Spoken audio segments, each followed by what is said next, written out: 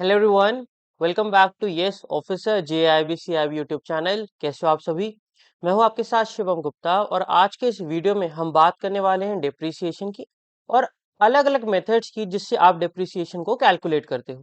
फटाफट से इस वीडियो को हम कंक्लूड करेंगे, पर उससे पहले जिसने भी इस चैनल को सब्सक्राइब नहीं करा है, चैनल को सब्सक्राइब कर देना। Do like the video and do share it with your friends.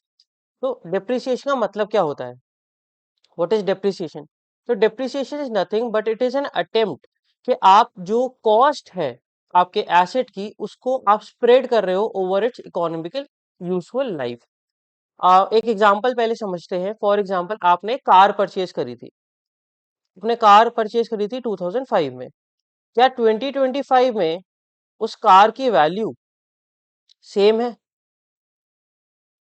नहीं, राइट। अगर आपने कोई मोबाइल फोन परचेज करा था, से आपने 5-6 साल पहले 2019 में एक स्मार्टफोन परचेज करा था, तो क्या उसकी वैल्यू 2025 में सेम है? नहीं ना। उसकी वैल्यू काफी डिक्रीज हो गई होगी। वो क्यों हो गई होगी? क्योंकि उसकी वैल्यू डिप्रिशिएट हो गई है। तो डिप्रिसिएशन इज नथिंग बट जो आपकी कॉस्ट पड़ रही है उस एसेट को यूज करने की, उसको आप क्या करते हो? उसको आप स्प्रेड कर देते हो। You attempt to spread it over its useful economical life. When I say useful economical life, वो स्मार्टफोन हो सकता है आपके पास आज भी हो, ठीक कंडीशन में हो, पर वो ऑब्सलीट हो गया हो। जो उसकी टेक्नोलॉजी है, जो उसमें रैम है, जो उसमें आपके पास स्टोरेज यूनिट है, वह आपके किसी काम की ना हो। ठीक है। तो अब क्या है, वो यूजफुल नहीं रहा। ऑल्दो उसकी लाइफ अभी भी है, पर वो क्या है, यूजफुल नहीं है। तो डिप्रिसिएशन क्या है? It is an attempt to spread the cost of asset over its useful life. ठीक है, यूजफुल इकोनॉमिकल लाइफ। अब आप इसको एक तरीके से ऐसे भी समझ सकते हो कि डिप्रिसिएशन क्या होता है कि वो कॉस्ट होती है फिक्स्ड एसेट की। डिप्रिसिएशन वो कॉस्ट होती है जो ओनर कभी रिकवर नहीं कर सकता। अगर आपने एसेट को यूज करना स्टार्ट करा है, तो आपकी एक कॉस्ट डिक्रीज होती रहेगी। आप शोरूम से कार परचेज करके लाओगे, बाहर आते ही उसकी जो कॉस्ट है वो कम हो जाती है। आप उसको यूज करोगे, उसकी कॉस्ट और कम होती जाएगी। ऐसे ही जब बड़े बिजनेसेस मशीन्स को यूज करते हैं, मशीन्स को परचेज करते हैं, यूज करना स्टार्ट करते हैं, तो उनकी जो वैल्यू होती है वो सेम नहीं होती, वो कम होती जाती है। तो जैसे ही आपने मशीन को यूज करना स्टार्ट करा, उस एसेट को आपने परचेज करा, तो एक कॉस्ट जो आप कभी रिकवर नहीं कर सकते, वो क्या होता है? वो डिप्रिसिएशन होता है। डिप्रिसिएशन क्या होता है? डिप्रिसिएशन एक ऑपरेटिंग कॉस्ट होती है। Depreciation is an operating cost which reduces the value of asset. अब डेप्रिसिएशन के बहुत अलग अलग कॉजेज हो सकते हैं। हो सकता है नॉर्मल वियर एंड टियर हो। आप मशीन को यूज कर रहे हो, वियर एंड टियर हो रहा है, उसकी वजह से उसकी वैल्यू कम हो रही है, तो उसकी वैल्यू डिप्रिशिएट हो रही है, तो normal wear and tear. Second, efflux of time हो सकता है। एफ्लेक्स ऑफ टाइम का मतलब क्या होता है? जैसे आपने कार परचेज करी थी 2005 के अंदर, अब 2025 में उसकी वैल्यू जो है वो उतनी नहीं रही। वो क्यों नहीं रही? बिकॉज विद टाइम आप उसको यूज करो या ना करो, similarly this goes for smartphones.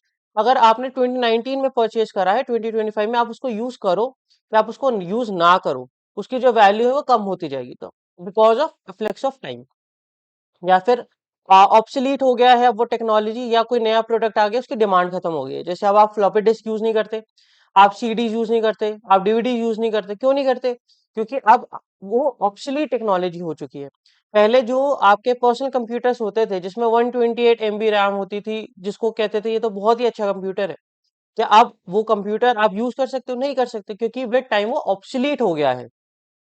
Obsolete हो गया, ये एक कॉज हो सकता है डिप्रिसिएशन का। हो सकता है मार्केट वैल्यू ही उसकी गिर गई हो, मार्केट वैल्यू फॉल कर गई हो। तो these are the different causes of depreciation. फटाफट से देख लेते हैं। Wear and tear, reflex of time, obsolescence, accident हो गया, उसकी वजह से वैल्यू कम हो गया आपके एसेट की, या फिर मार्केट डिक्लाइन हो गया। कुछ एसेट्स ऐसे होते हैं जिनकी वैल्यू कभी डिप्रिशिएट नहीं होती। जैसे आपकी कोई बहुत पुरानी पेंटिंग है या लैंड है, बट इन जनरल अगर आपके कोई दूसरे यूजफुल एसेट है जिनको आप बिजनेस में यूज कर रहे हो, उनकी वैल्यू जो है वो डिप्रिशिएट होती है। There are exceptions. Land is an exception, उसकी वैल्यू डिप्रिशिएट नहीं होती, उसकी value with over time appreciate होती है। बट अगर मैं जर्नल पार्लेंस में बात करूं तो जो एसेट्स होते हैं उनकी वैल्यू क्या होती है, डिप्रिशिएट होती है। अकाउंटिंग एंट्री देख लेते हैं फटाफट से। अकाउंटिंग एंट्री क्या होती है, डिप्रिसिएशन को आप कहाँ शो करते हो, आपके प्रॉफिट एंड लॉस अकाउंट में शो करते हो, बैलेंस शीट में शो नहीं करते। अब पहली एंट्री होती है, आप डिप्रिसिएशन को डेबिट कर दो। किससे डेबिट करोगे, जो भी एसेट को आप डिप्रिशिएट कर रहे होगे वो एसेट यहाँ पर आ जाएगा। बैलेंस शीट में आप एसेट की रिड्यूस वैल्यू शो करते हो, और प्रॉफिट एंड लॉस में आप डिप्रिसिएशन को एज एक्सपेंस शो करते हो। ऑल्टरनेटिवली आप डिप्रिसिएशन को डेबिट करके उसका एक प्रोविजन क्रिएट कर सकते हो, टू प्रोविजन फॉर डिप्रिसिएशन। यहाँ पर डिप्रिसिएशन को आप प्रॉफिट एंड लॉस में शो करोगे, प्रॉफिट एंड लॉस अकाउंट में शो करोगे। जो आपका एसेट है उसकी वैल्यू सेम शो करोगे बैलेंस शीट के अंदर, रिड्यूस वैल्यू शो नहीं करोगे इस ऑल्टरनेटिव एंट्री में, और इसके साथ साथ आप प्रोविजन फॉर डिप्रिसिएशन को शो करोगे बैलेंस शीट के अंदर। ठीक है, तो this is the accounting entry for depreciation. Methods देख लेते हैं, 4 मेथड होते हैं, और इनमें से 3 जो हैं, straight line, diminishing balance method और यूनिट ऑफ प्रोडक्शन मेथड, ये रिकॉग्नाइज्ड है अंडर इंडियन अकाउंटिंग स्टैंडर्ड। ठीक है, तो अकाउंटिंग स्टैंडर्ड जो है इन 3 मेथड्स को रिकॉग्नाइज करते हैं। स्ट्रेट लाइन मेथड क्या होता है, स्ट्रेट लाइन मेथड अज्यूम करता है कि आप जो वैल्यू जो रिड्यूस हो रही है एसेट की, वो इक्वल अमाउंट से रिड्यूस हो रही है। फॉर एग्जाम्पल, अगर value of asset 1 lakh rupees है और 10% का डिप्रिसिएशन है, तो पहले साल कितनी रिड्यूस होगी, 10,000। सेकेंड ईयर भी 10,000 ही रिड्यूस होगी, थर्ड ईयर भी 10,000 रिड्यूस होगी। तो यानी इक्वल अमाउंट रिड्यूस होगा ओवर द ईयर्स। ठीक है, second diminishing balance method.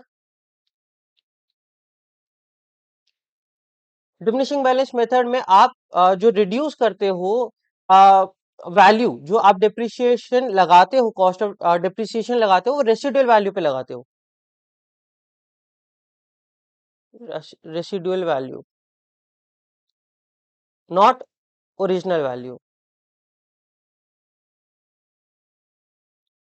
Original value पे ना लगा के रेसिडुअल वैल्यू पे आप डिप्रिसिएशन का परसेंटेज लगाते हो। फॉर एग्जाम्पल, 1 लाख रुपए एसेट की वैल्यू है, 10% का डिप्रिसिएशन लग रहा है, तो पहले साल कितना लगेगा, 10,000। ठीक है, अब उसकी रेसिडुअल वैल्यू कितनी बची, 90,000।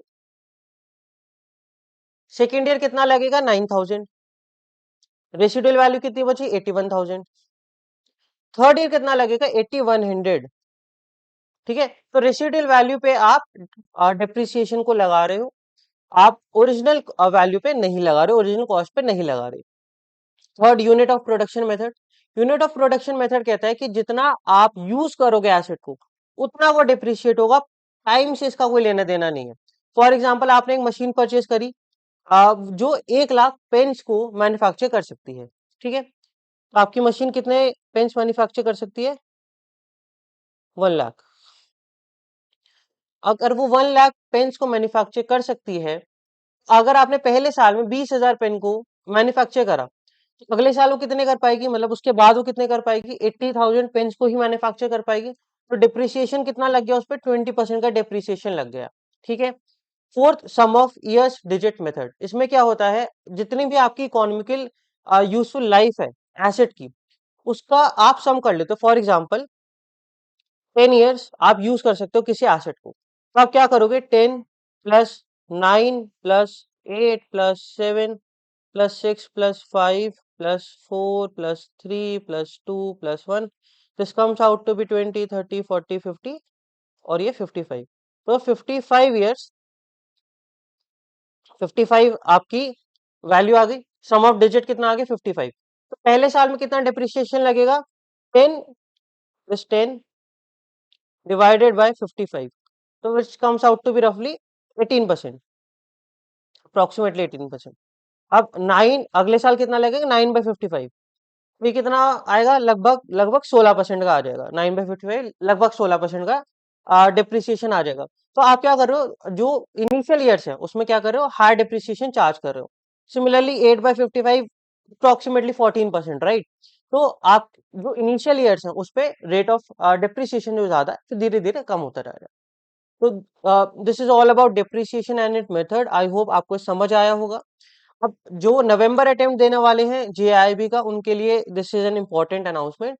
आपके लिए ऑपरेशन जेआईबी नवंबर अटेम्प्ट का ऑफर जो है वो अभी चल रहा है। आपको यूज करना है code JAIIB, JAIIB you will get flat 55% off on our all subscription plans. ठीक है, 6 महीने का लो, साल भर का लो, 2 साल का लो, आपको फ्लैट 55% का ऑफ मिल जाएगा। For a year it will cost you only $2700, जिसमें आपको सब कुछ मिल जाता है, ebooks, practice book, recorded lectures, doubt support, module wise test, topic wise test, आपके मॉक टेस्ट हैं, न्यूमेरिकल केस स्टडी क्वेश्चंस हैं, सब कुछ है। ठीक है, और इसके साथ साथ इन 40 मॉक्स के साथ साथ और भी मॉक्स ऐड होते जाएंगे, क्योंकि कुछ चीजें चेंज होती हैं विद टाइम, तो वो आपके मॉक्स के अंदर आती रहेंगी, डोंट वरी अबाउट इट। तो अब मिलते हैं अगली वीडियो में। अगर आप का कोई भी सवाल है, कोई भी आप मेरे से जुड़ना चाहते हो, तो कहाँ जुड़ोगे? Telegram group channel yes officer JIBC IB पे आप जुड़ सकते हो। यहाँ पर आपको डेली प्रैक्टिस क्वेश्चंस मिल जाते हैं, कोई इंपॉर्टेंट अनाउंसमेंट है वो मिल जाते हैं, और आपका कोई भी डाउट है आप मेरे से कनेक्ट करके उसको सॉल्व करवा सकते हो। तो कमेंट सेक्शन में जरूर बताना आपको ये वीडियो कैसा लगा। कोई भी डाउट है कमेंट में पूछ लो, या फिर टेलीग्राम ग्रुप चैनल पे हमसे जुड़ के वहां पे पूछ लो। अब मिलते हैं अगली वीडियो में, तब तक के लिए bye bye and take care.